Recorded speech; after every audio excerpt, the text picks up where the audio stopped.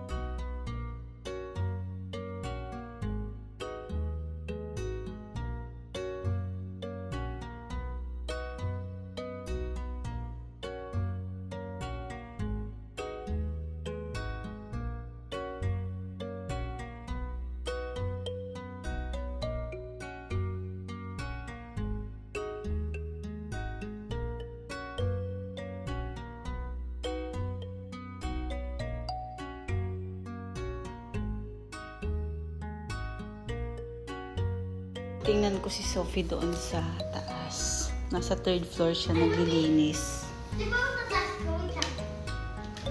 Nasa 3rd floor siya, naglilinis siya doon. I-close niyo yung door. Pag lumalabas kayo, i-close niyo yung door dahil nakabukas yung aircon.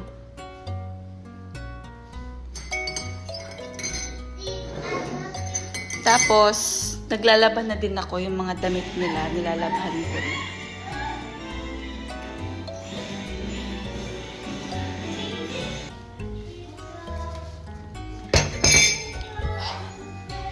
Tataas ako.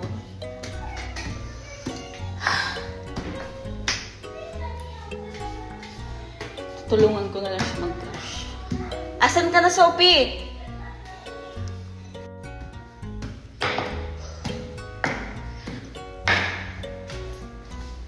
Ayan, may mga hanger. Ibaba mo na yan duman, Sophie.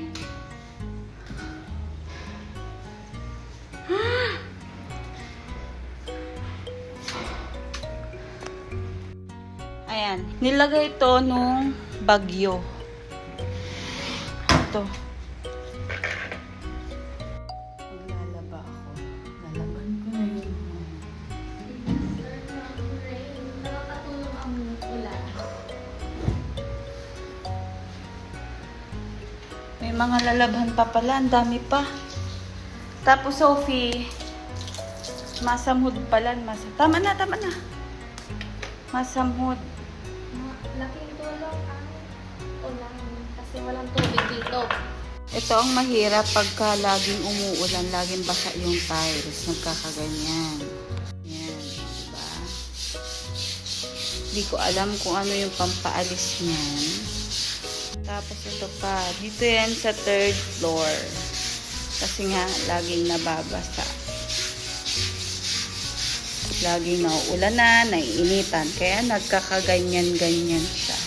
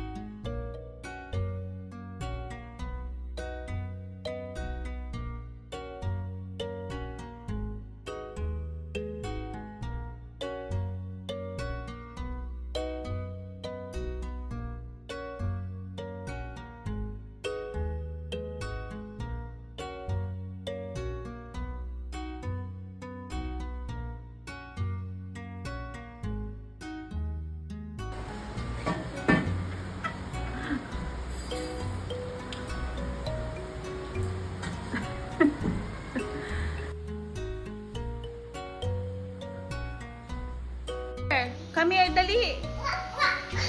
Dali! Dali!